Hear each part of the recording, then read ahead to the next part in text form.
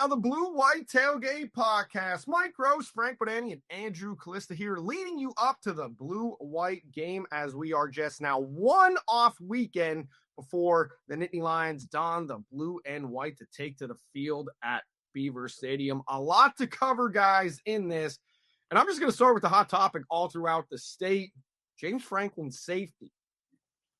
Pennsylvania State University policewoman Monica. She's been in charge of the security for a long time, but now the Pennsylvania State Police are involved with James running out of the tunnel.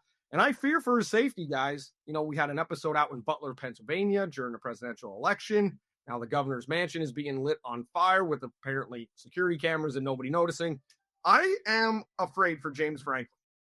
I don't know how you guys feel about that, but I'm afraid. Well, if I was a big-time college football coach, one of the perks for me would be I would want to have a huge phalanx of police officers with those wide-brimmed hats surrounding me at all times when I'm near the public. So let's make that happen for James. Horses, more horses. Yeah. Okay. Very good. Horses Very run out of the tunnel. Horses Very run out of the tunnel at Beaver Stadium. But Monica on a horse, maybe. No, just more horses. Okay, that's good. Do you guys remember the post-Michigan State game in the snow out at Spartan Stadium where somebody was yelling at James Franklin? And when somebody was yelling at James Franklin in the media scrum because we were holding it outside due to, I think it was like some type COVID protocol. COVID time, yeah. And James looked and was like, somebody get Monica. Like right in the middle of the so I do. I also then made a snow angel on the field, so it wasn't too serious on event. All right, guys, getting into this. Let's talk a little bit about, I think the big topic nationally, obviously, is Tennessee football and their quarterback, Nico Iamaleava. I like to say Lamaliva, so I just whiffed on that pronunciation. I got the last half of his name right. Mala Ava. Pretty sure. What do we think of this? Mike, you asked James about this, about a Tuesday availability. Well, this probably isn't another a new level of all the insanity that's going on in this sport right now. It probably isn't, but it's the most public one.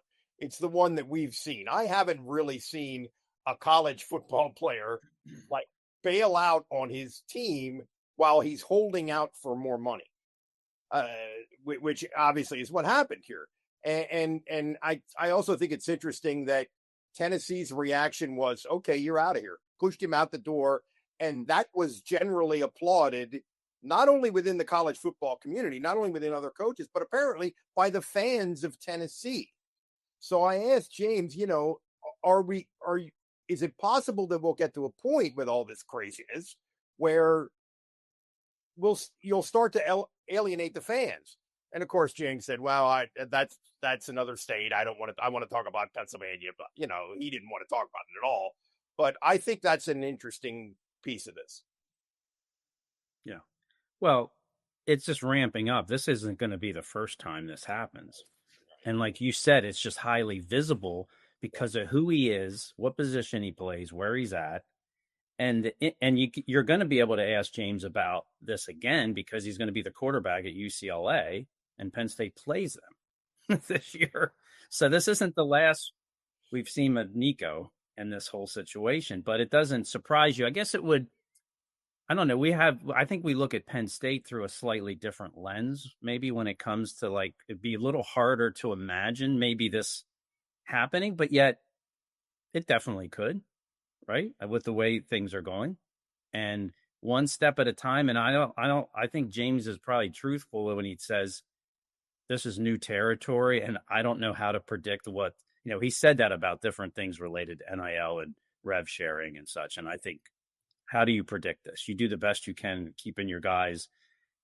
He said transparency this week, right? He talked about that when it came to the portal. And I think that's the only thing you can try to emphasize with your players is upfront, what you need. What are you looking for? What is the most important to you? And we keep the communication going. And maybe that doesn't happen as well everywhere. And I won't go on it now, but we can come back to that with a recruiting related story that kind of sheds a little light on. I think that Penn State actually tries to do that. This isn't just talk. Yeah, I suspect that that's true. And certainly that's what James aspires to. We talk all this stuff out so that this isn't going to come up. So that what happened in Tennessee, I think he aspires to that, and we don't know that he doesn't achieve it. We don't see any evidence that he doesn't achieve it as well as it's possible to right now. Mike, you talked about kind of, the fan base backing the coach. I love what Heupel said about nobody's bigger than the power T. Like, I love it. It was kind of the first public rebuke. And I do think college football fan bases, and I had this kind of debate and back and forth with a radio personality that covers Penn State and covered Penn State for a long time about that person was saying, we're not far away from $40 million salaries in college football, because just years ago in the NFL, where salaries were to where they're at now. And I just, in the text message, I wasn't going to get into it publicly, but I just said, I totally disagree with you. And it has everything to do with the university component, the general public being kind of upset the way higher education institutions are being run right now, at least a large section of the population. And I just said, Americans are not going to pay for a professional football team in the college ranks at the level. They're not going to pay at that level when it's still viewed as an inferiority to the NFL in certain aspects. So I don't see pricing. Yeah, that's interesting. To where it is. Like, Americans pay for, top athletic performances. And there's still a large portion of the American fan base that doesn't see college football as the top American, athleticism with regards to football, because it's not. The NFL is still king, So, I mean, that's my take on it. I don't see a drastic escalation in college football salaries going forward. Obviously, they'll go up, but I don't see a drastic escalation. Some salaries that are going to be going up, the NFL draft. Abdul Carter is set to be paid. The draft is coming up next week, starting on Thursday. If you guys had a pick, who are the top 3 coaches of all time to have NFL draft picks selected from their college football teams? Frank, any guesses? Top 3 coaches? Top 3 college coaches that college coaches in terms of their players getting drafted. To have the most draft picks. Just most draft picks. Yes. Well, how about the man that coached for like 50 years, Joe? Okay. Because he coached forever, and they were pretty good. And the draft was so many rounds back then that you could get 20 guys drafted, technically, right? I mean, Penn State, I went through this. Penn State did not have a deluge of first round draft picks in their history. They do not have that, but they had tons of guys drafted. So Joe, I don't know, Nick Saban, I would think. You got 2 out of 3. And Bear Bryant. I don't know. Like, any guess on a third? Bear Bryant is on the list, but not in the top 3. Well, are we talking about draft picks per year or just raw total draft picks? Raw total. Top 3 college football coaches that have the most draft picks from their team. How about Bobby Bowden? Bobby Bowden is number 2. Joe Paterno, 251. Bobby Bowden, 184. Nick Saban, 173. Saban, very impressive because it's the modern draft with the limited rounds. But even Paterno to have that many more than Bobby Bowden, equally impressive. And that was a graphic that Fox Sports put out for most NFL draft picks. Lou Holtz was on the list, among others. Bear Bryant was on the list, among others. Tom Osborne was on the list, and I think in the top 5, he may have been number 4. But wanted to throw that out there. Joe Paterno, 251 NFL draft picks in his time. So talking about the draft, Penn State should do pretty well. Obviously, Abdul Carter, if he doesn't go in the top 3, it's a mistake. I think teams taking a quarterback super high in this draft is a mistake. I know it's the most valuable position and teams always overreach. I think Carter should go number 1, probably not going to go number 1. Where do you guys have Abdul Carter being drafted? Well, I I would say probably if I had to bet, and I would not bet on this. It's a long it's hard to know, but I would say number 3 to the Giants. That would be my guess. I think the Giants have a possibility. First of all, they really suck and they need to get better in almost every area. So best player available makes sense. And then number 2, I think where they're drafting, there's a possibility that they could get a guy like Milroe, the quarterback for Alabama, who's maybe a project, and we got 2 veteran guys. I mean, they might be able to get a quarterback who's a project with upside and get arguably the best player in the draft. So that would be my guess. But honestly, we could see trades. We could see these teams trading up, trading down. I mean, but that would be my guess if I had to make one. Okay, so the Giants pick 3rd, Cleveland is 2nd, correct? Yep. Okay, so yeah, I think a few weeks ago you thought maybe the Browns would go there, but I think it seems like it's trending away from Cleveland, which I kind of would have think that would be the smartest move when you have Myles Garrett already there.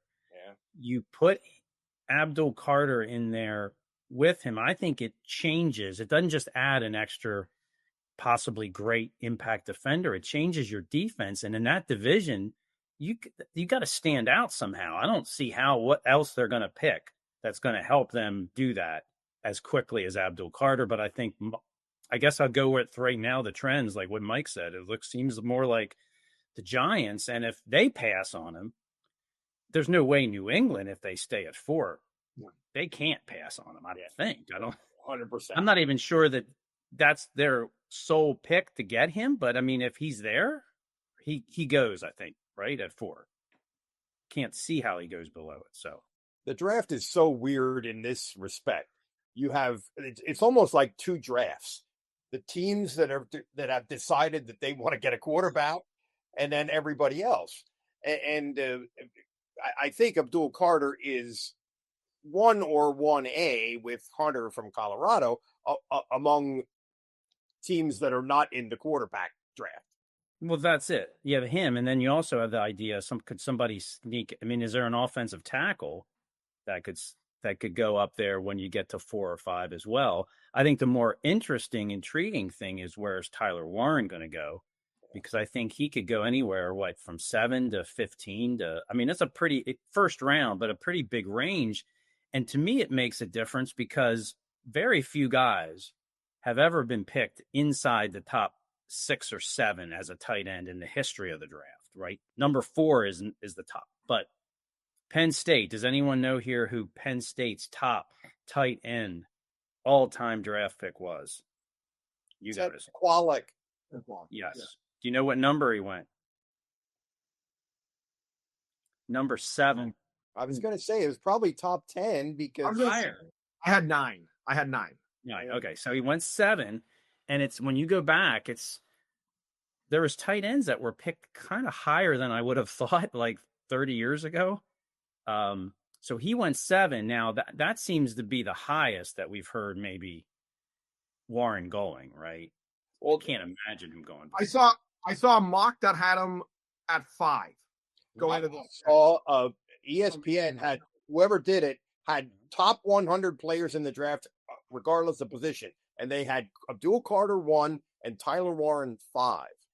Now, is Warren? Warren is really interesting in this draft because is he a guy that you think it's kind of going to be somebody's going to take him who needs a tight end, but is he just a good enough player that when you get down number 8, number 9, number 10, somebody's going to say, best player available is this guy. We got to do it. He's an interesting thing. He's an interesting case in that endless argument about do you draft for need or do you draft for the best player available? Here's NFL.com's came out 1 day ago, and it was titled "What Every Team Should Do." Right. And the writer had a pretty good track record last year. He has Cam Ward at number 1, Abdul Carter at number 2, and I think the Browns are going to do what they should do because Abdul Carter is a little bit different than Myles Garrett. You can move him around in different spots, kind of like Micah Parsons, and make that defense that much better. and they already have Joe Flacco coming back and things, and throw the ball deep, chuck it deep, whatever. And Kenny Pickett's there. So they have Carter at 2, which I like. Travis Hunter they have going to New England, then Tyler Warren, and they have Ashon Gentry at 3. But Jacksonville Jaguars, and the case is, this guy said, I urged the Raiders to draft tight end Brock Bowers, regardless of need. That worked out pretty well. And yes, the Jags signed a couple guys in free agency, but stack this guy, meaning Trevor Lawrence, with as much talent as possible and let him try to be your franchise quarterback. Yeah, I said a minute ago that there's this endless debate between positional need and best player available. I think the history of the draft in general, and generalizing very broadly here, is that the smart move is best player available. Generally. Yeah. Because he's also not only is he super talented, I think there's still things for him he can get better at. He's not done. He can be, who knows how good of a blocker he can be in the NFL yet. But he's also arguably the safest pick possible in the regards of his productivity, coachability, and there are no issues with Tyler Warren, right? Other than if somehow he gets injured. I mean, so when you're the safest, maybe that means something as well. You're not just maybe the best available talent and versatility, but there's no issues with him. So he's can't say that about most guys. Yeah, he checks all the boxes. I would agree with that. Yeah, so I love the draft. I love the process of team building and all that stuff. So I'm really interested in how this is going to play out. And I think there's a lot of questions. I heard this morning on ESPN, I heard an ex-GM say that Cam Ward would have been the 7th ranked quarterback in last year's draft. Now, that surprises me a little bit. I mean, I think that might be a slight exaggeration, but it makes a point, which maybe these teams that are all in on a quarterback are making a mistake. We'll see. I'm always a fan of draft one later because there's plenty of good finds. Unless you absolutely know, and there's a lot of teams that think they know, they just end up overreaching on quarterback. Fall in love. Every year they fall in love. Yep. To me, for Penn State guys, the most intriguing prospect to where he could possibly go, and he might not be drafted, but Amin Vanover. Oh. I know that might be a stretch. Did that catch you guys by surprise that I kind of said his name rather than a Jalen Reed, rather than Kevin Winston? I just think he's a really interesting prospect because of like his measurables, his athletic ability, what he could do. And Shaka Toney got drafted, and I think he's better than Shaka Toney. That's no offense to Shaka Toney, who I thought was a very good player for Penn State. I just think Amin Vanover is a very good player and could do things at the next level. And yet he might be undrafted.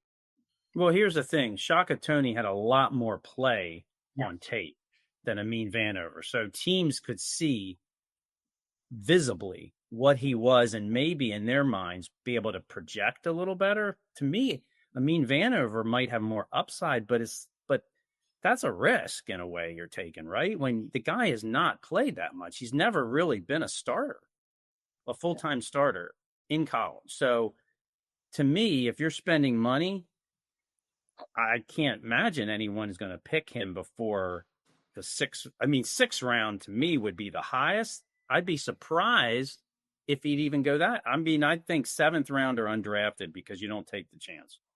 Well, in the late rounds is when they're more likely to take a chance on upside. And I think he does have upside. Yeah. And that's why I just think he's an intriguing prospect that I could see him being drafted in the 6th round and having an effect for an NFL team in year 1, year 2. And then he could also be undrafted, but I think he has that upside.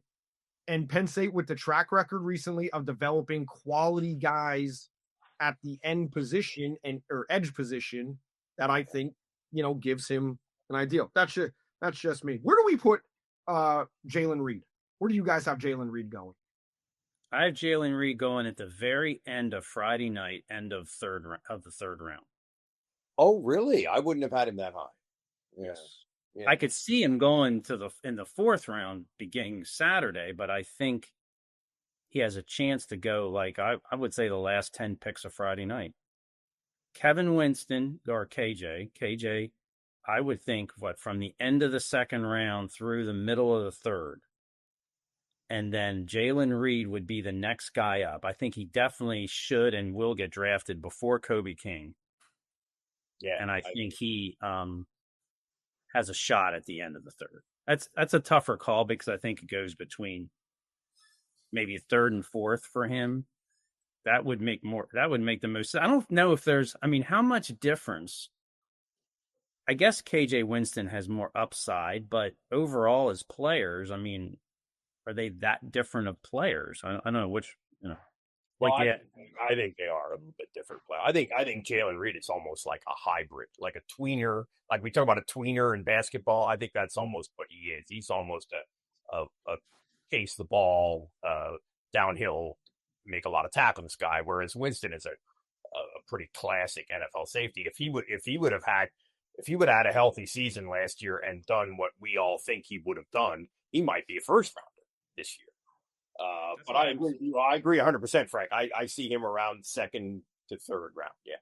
And maybe I'm calling it too high. I mean, that's another reason why I was really, to me, surprised that in some ways he did not come back because he's only started 1 year in college. He didn't play last year at all. He's still a junior and he has the potential to be a first round pick. Yeah.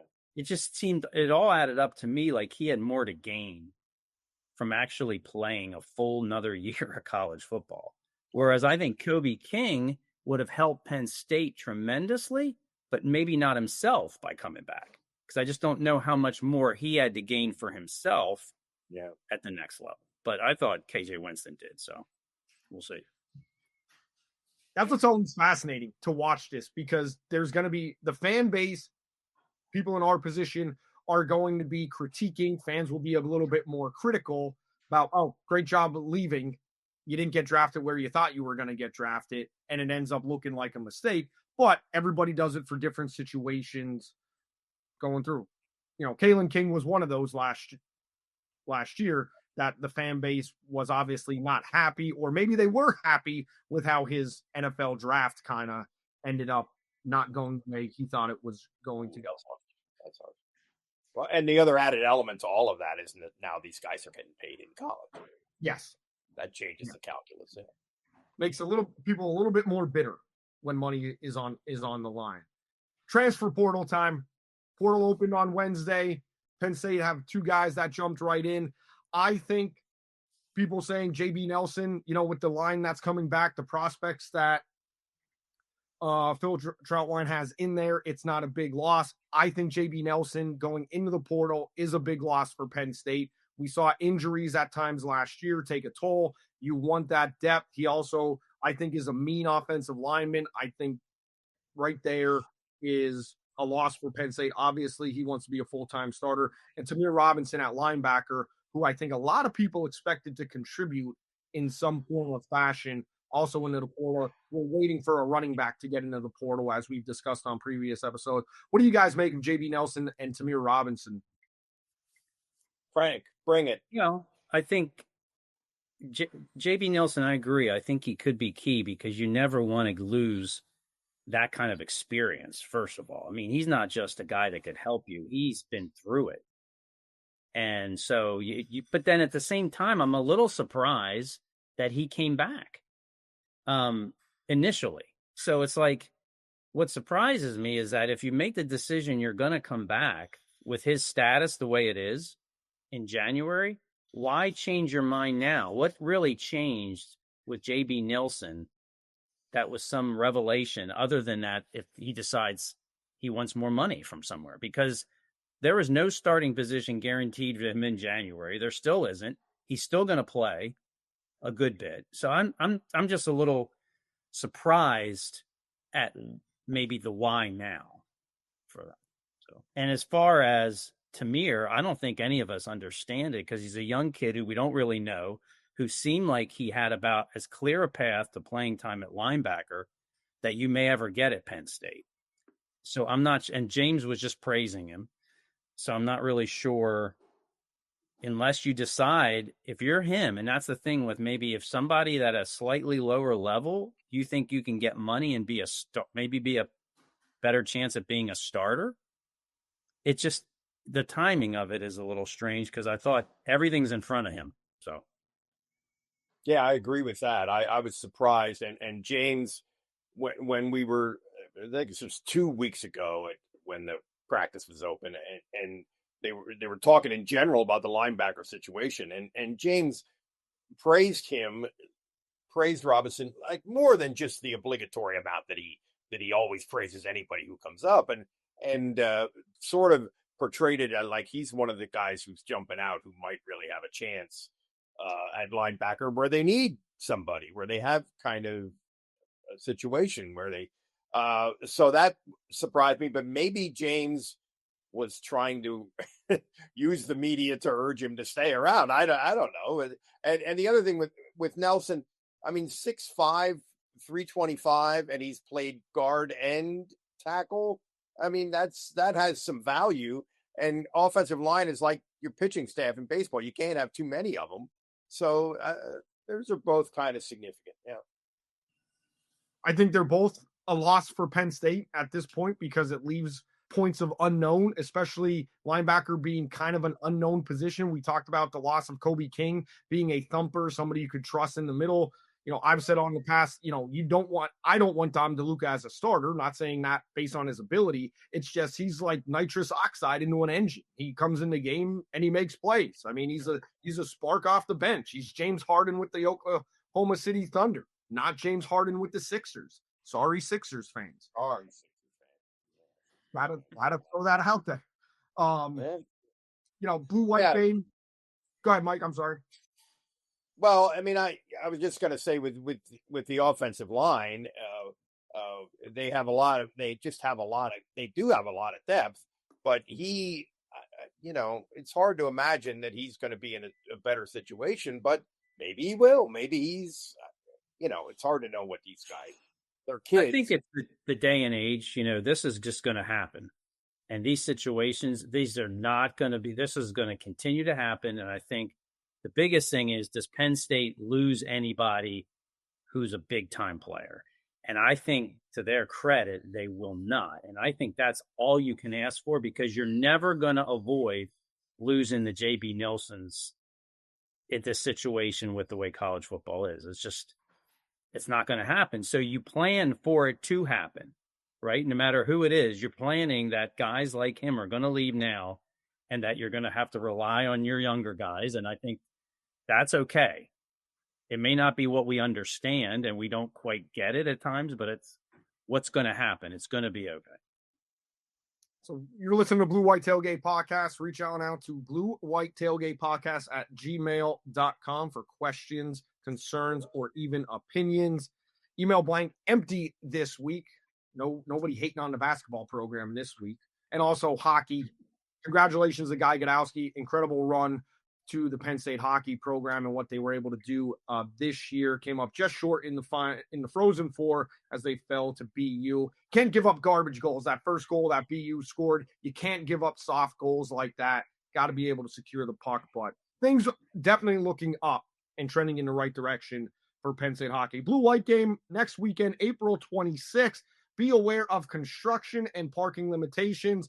For folks that are used to parking on the west side, you can only enter on gates E and A, which is the student gate and also the northeast corner of the stadium. And you're only going to be able to sit in the north, south, and east sides, Beaver Stadium. Oh, I'm sorry.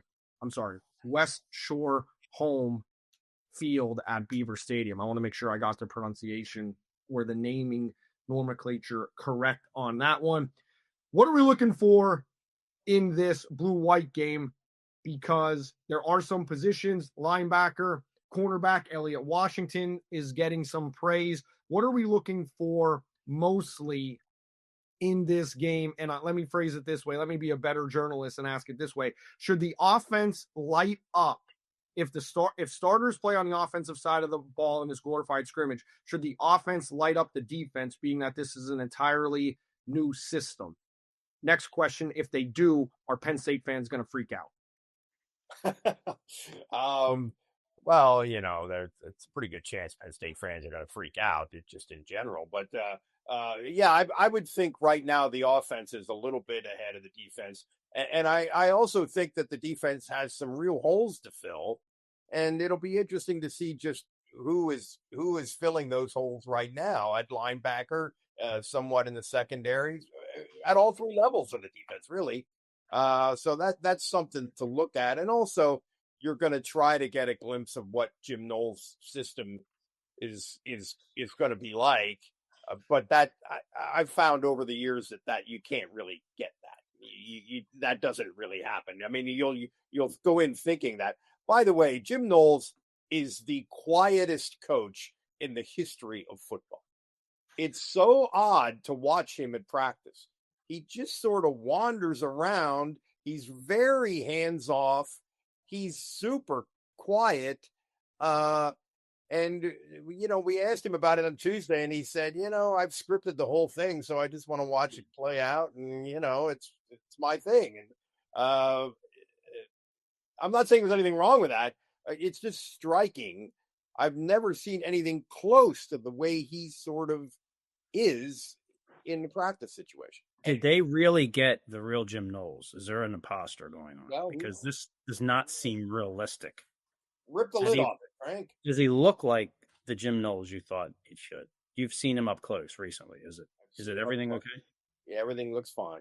I don't get it. I don't think we're going to learn anything from the blue-white game because we never really do. We overanalyze what we see.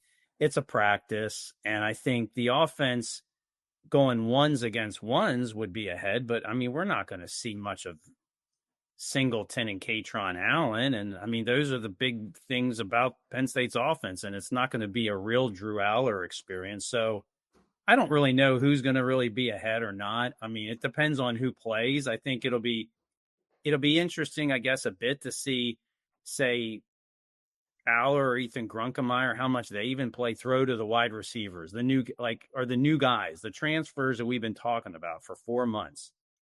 Or what do they look like? I mean, at least we get to see them on the field in a real kind of pseudo way.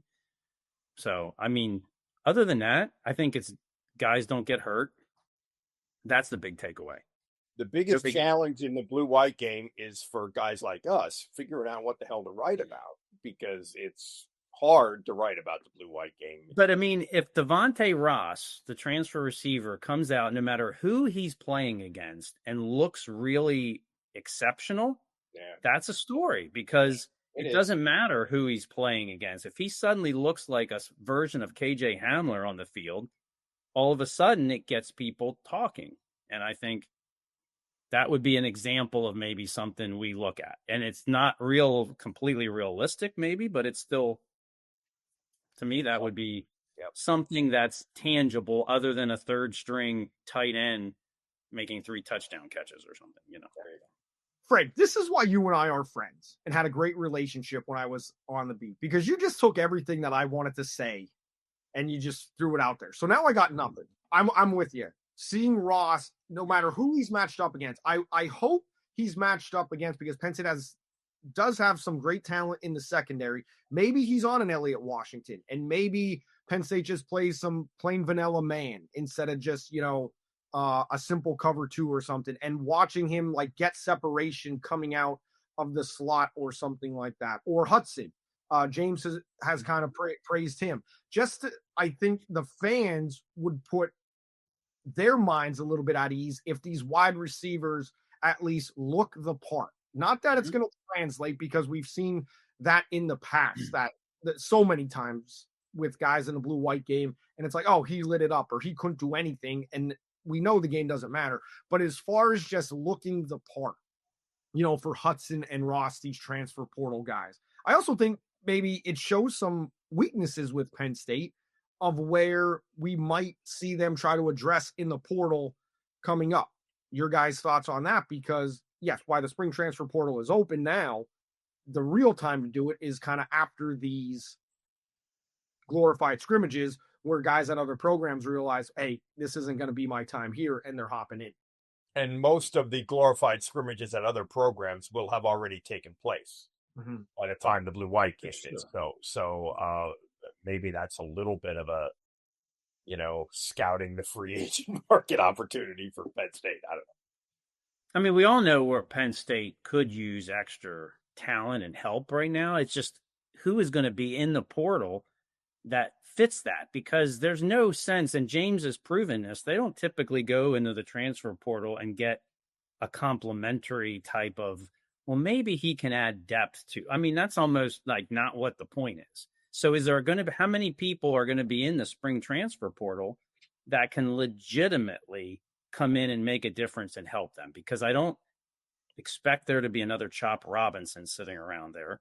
But that's the type of what you need, right? I mean, they would take I think they look at a linebacker, a defensive end, I mean, an offensive lineman, I mean, a wide receiver, another one. But I mean, are there going to be any that really fit the bill? That's what I guess I'm most interested in, beyond even can Penn State land them, is who is even going to be in there that's going to be worth the potential upgrade. So I don't know what you guys think. On the one hand, as Frank said a couple minutes ago, some of these transfers are just going to happen and we can't make any sense of it. But how many guys are there that are going to be available in this particular window at the end of spring practice who, A, could be difference makers, and B, you must assume that they're bailing out at the end of spring practice because on some level they saw their handwriting on the wall where they're transferring from. I think if you told me one place, if you could put one really good player in the transfer portal at any position that I think Penn State needs the most, I would go defensive tackle, because I think they can figure out some of the other positions.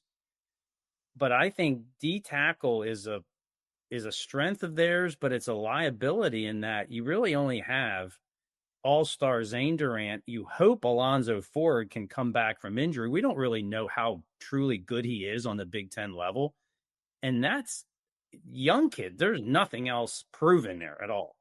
So to me, to keep your defense in the top 10 or improve it, be a huge help to have an experienced defensive tackle like they've gotten in the past. They've gotten some help there, but I don't know. They got Congo. Remember Congo, the transfer? So anyway, somebody like him would be a big help. Yeah, and the other thing is, ideally, you play multiple people at that position. I mean, right. When they've had good defensive line, they've run people in and out and keep people fresh. And I just don't think if any of those other guys are even worth rotating in for sure. Yeah, that's right. Yeah, that's what I'm saying. Right. Yeah, I agree. Yeah. So to me, that's more important than receiver even. This moment. I do think that Penn State, in this day and age, like we didn't think that Tennessee's quarterback, who was in the college football playoff, is going to be at UCLA because of a falling out over a contract and things like that. So in this day and age, there are ridiculous circumstances behind the scenes, whether it's guys overstating their value, whether it's guys just being upset with a coaching change, coming into this spring window and being like, yeah, this isn't working. So I do think that there will be time to find good players that aren't going to be stars, but can, Frank, as you say, provide good, meaningful minutes, good, meaningful snaps for Penn State in positions. And the reason being that now, Penn State being more attractive because what they've done the last couple seasons and how that's true.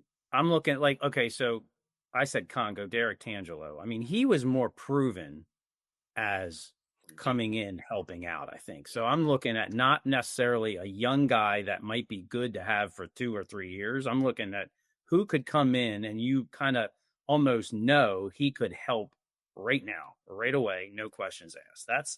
That's the hard part, because I don't know how many of those guys are there, and that's what they need. If they want to win a national title, they're close, but there are some holes, like you mentioned. They might be able to get away with it at linebacker because they may not play more than 2 linebackers at a time a whole lot. They might be able to get away with it at receiver because I think they might be able to. It's not going to be the complete emphasis of their team, and they have bodies in there that might actually outperform what fans are thinking at the moment for various reasons, i.e. Kaden Saunders, who didn't play last year. Yeah. Right. I think there's other issues. He's the one that maybe, yeah. Because what happens if week 2, something happens to Zane Durant like it did KJ Winston? They don't have the depth like they did. That would be a problem in the back end. That could be an issue. So, and that Tangelo is a really good example. I'm sorry, Andrew. Tangelo is a really good example because he's a guy who did well at Duke, but hey, can I do it? Can I go to the next level? Can I go to another level and perform? So that he was a perfect example of the kind of thing you can make a difference with in the portal. The point on Zane Durant is that he affects all 3 levels of the defense too. So, and that position affects all 3 levels. And that's why the depth is so important, that if one of those guys go down, you have to have confidence, and it has to be a strength, because what Penn State's been able to do is the defensive tackles are responsible for keeping the linebackers, who may be a liability a little bit, but there's only going to be 2 on the field for the most part. They're responsible for keeping those guys clean. They're going to eat up the offensive line.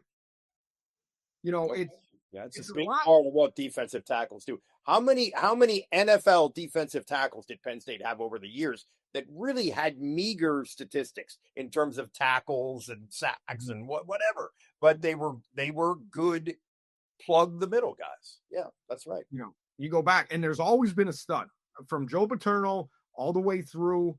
So right now, there's always been at least one guy you could count on, and multiple guys that were competent in what they were doing. Like 2005, you know, Scott Paxson and Jay Alford, probably one of the most underrated NFL careers for a Penn State player, you know, at least in terms of me.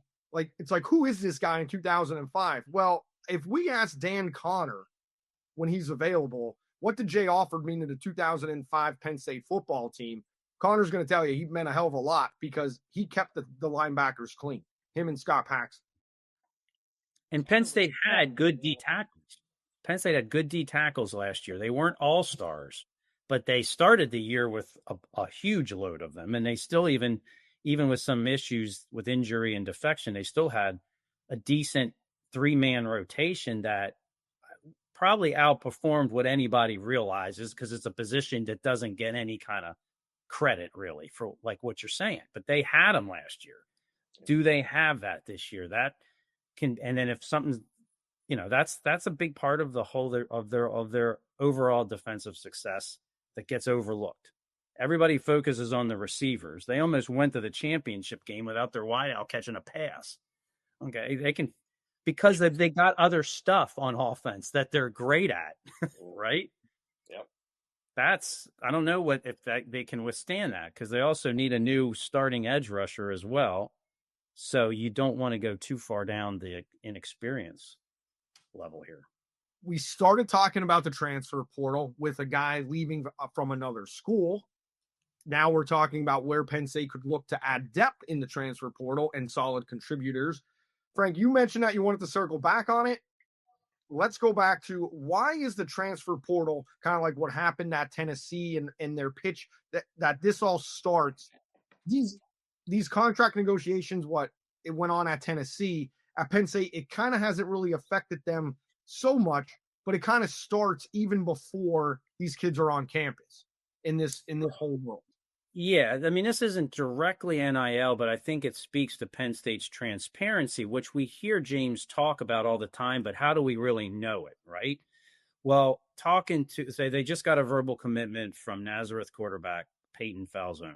Very, 4-star guy rising up the national ranks, and his father is his head coach at Nazareth. And his father talked about how Penn State was so transparent and honest from the beginning in his recruitment, because when he came onto the scene, James Franklin told them right away, your son is a tremendous athlete. We're very interested, but we don't know who he is yet. We don't know what he is yet. Is he a quarterback for us? Is he a tight end? He's got such a tremendous frame and such athletic abilities. We can't right now offer him as a quarterback. And other schools Virginia Tech did, and he committed to Virginia Tech right away. But Penn State stayed in contact. And when he proved to Penn State, to them, that he could be the quarterback recruit they wanted, then they came back and they offered him and he committed. But the point is that the coach, his father, stressed how there was no not understanding where Penn State, and they respected it. And because of the way they kept the line of communication open, they were able to develop their relationship, I think, at a different level than what you're seeing at other places.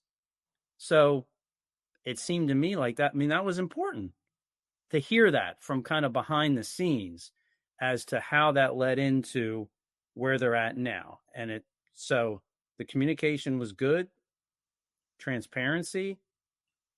And if it, when it worked out here, but I think the broader picture is he's maybe doing what he's preaching about. Yeah, it's evidence that that's the case. And, you're probably going to lose some guys that way. Exactly. There's no doubt that you're going to lose some guys that way. But maybe you're more likely to, once you get them, more likely to keep them. 100%. Penn State's proven that over the years, and I think it's shown where it seemed like, at least for now, they're much more willing to invest in the guys on their roster monetarily than trying to lure in people that they cannot possibly know of with big paydays. And I think they stress that. And it's earn what you can get while you're here. You will be taken care of. You will be developed. But not everybody's going to buy into that, right? It's not going to happen. Yeah. That's the way it should be, though.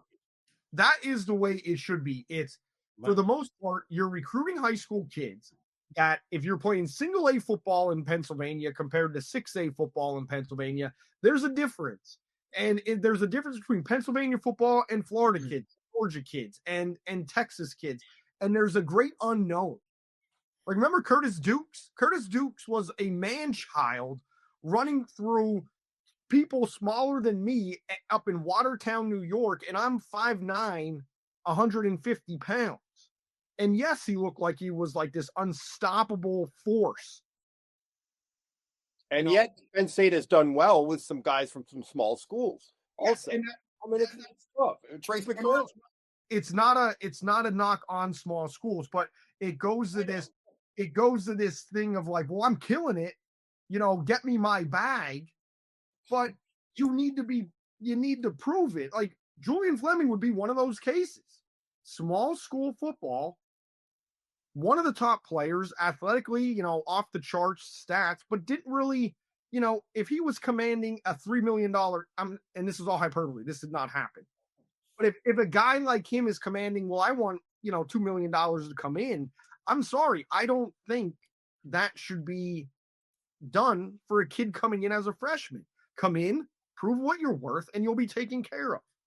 You got to break the walls down, and sometimes it takes a while, and Penn State's good at sticking with it. But there's a guy right now in the 2026 recruiting class, 5-star offensive tackle from Georgetown, down in Maryland, D.C. area, Emmanuel Iheanacho, who's a 5-star guy. Everybody wants him. Well, there's a lot of reasons why Penn State should be one of the leaders in this recruitment for one of the best overall players in the country because of location and familiarity and how much they value academics. But right now, Oregon is probably the number one team to land him. And who has the biggest flash and NIL potential of any program in the country? It is Oregon. And there's no getting around it. And it's nothing against the kids, the recruits, but you have to battle that if you're Penn State. Transparency only it only goes so far, right? I mean, Sterling Jenkins, offensive lineman, like, let's throw that one out there. It's a crapshoot.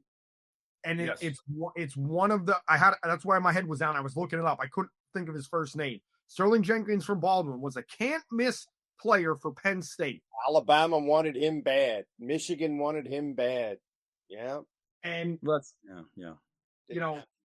and now, I mean, sometimes though, sometimes I think linemen, maybe I'm wrong, but I think in some ways their potential is valued so much higher, and than maybe what they are able to do in the moment. I mean, and sometimes the potential just at that place never gets close to being filled because so much potential because of their size, their frame, what they hope to do in 3 years. Inside work drive, right? I mean, I don't know if everybody has that. And maybe that's even hard to tell at that position when you're in high school. But Olu had it. Yeah, exactly. Englishman. Olu Fashanu was not rated as highly as these two guys were just talking about, but I think they saw the whole package in him, that he just needed a little time, but they saw it all. And, you know, I think this Iheanacho guy is very similar in many ways to Olu. And I'm going to be intrigued as anybody in that class, the 2026 class, how Penn State and Phil Troutwine can try to work to try to land the guy that I think could be the next Olu, could be the next big-time player that's right there in their backyard. One of the things that's interesting to me in the context of all of this stuff that we've been talking about the last few minutes is the big-time Pennsylvania quarterback recruits that Penn State has been involved with and the ones that they have not been involved with.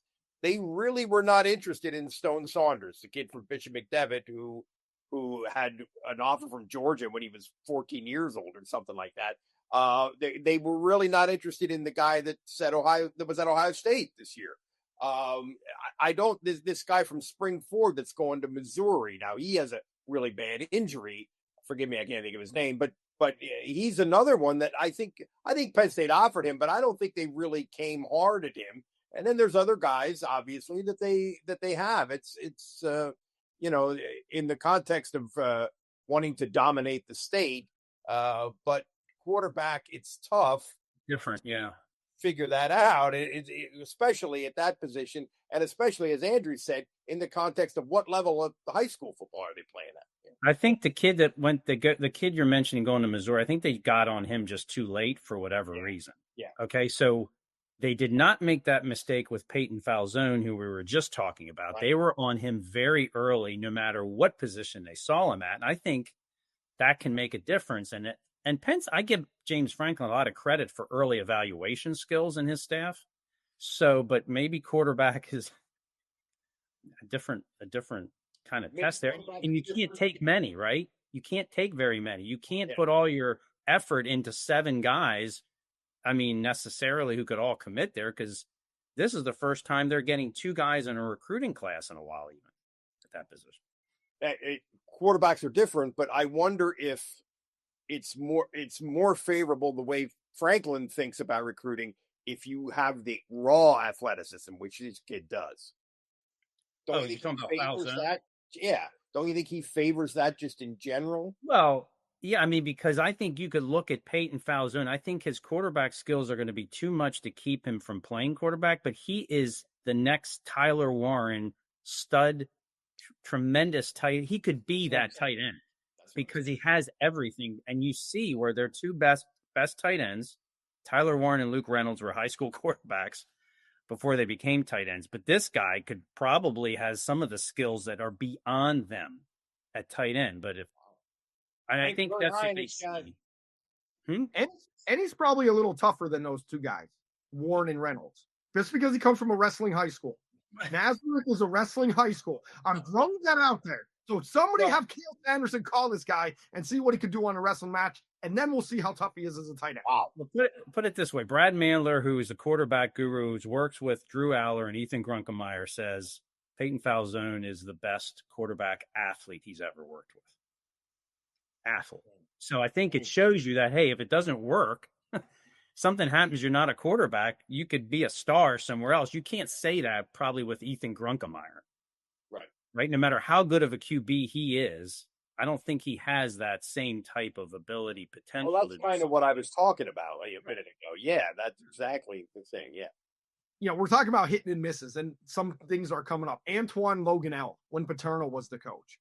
That was an ESPN commitment day flip from the Sports Center's ESPN zone in Baltimore, where he wore a red Maryland tie. And I think Friedgen was still there. Was Friedgen still at Maryland? I think so. And he whipped out a picture of Joe Paterno to commit standing with him.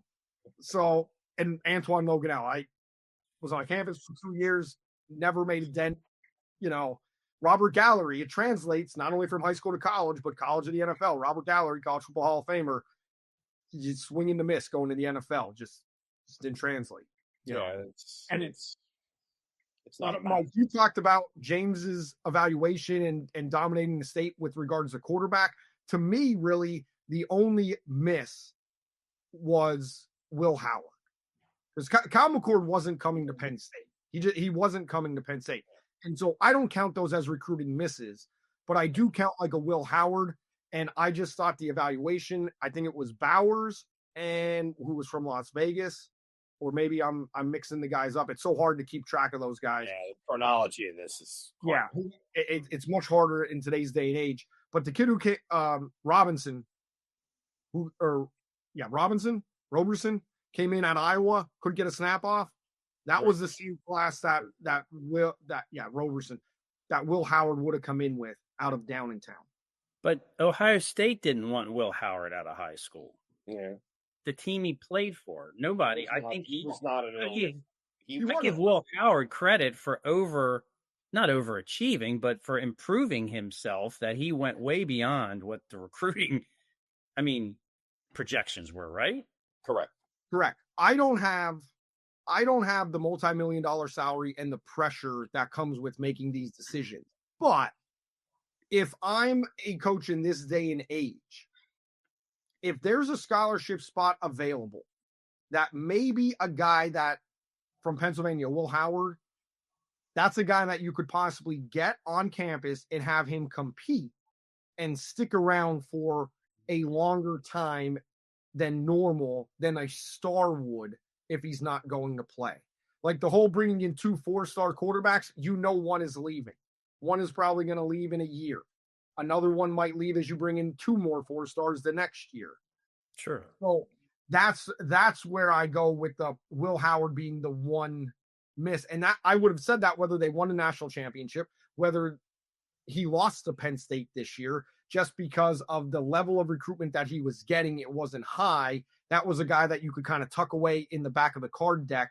And then if needed, you reveal him, out. I get it. I just don't think they tuck away quarterback scholarships. Yeah, I think it's a little different at that position. I agree. Yeah, exactly. I completely understand that. So maybe what I'm saying makes no sense, and somebody would want to punch me in the face if they heard me say that. So come on, big guy. Don't beat yourself up. So I have a punchable face, I've been told. So okay. All right. That's an hour into it, guys. That was a fun discussion. A lot of topics covered. So what do you want to close on? A lot of depth in discussing. Can't wait until BlueWhite Game and the NFL draft all hit at one time in a tsunami.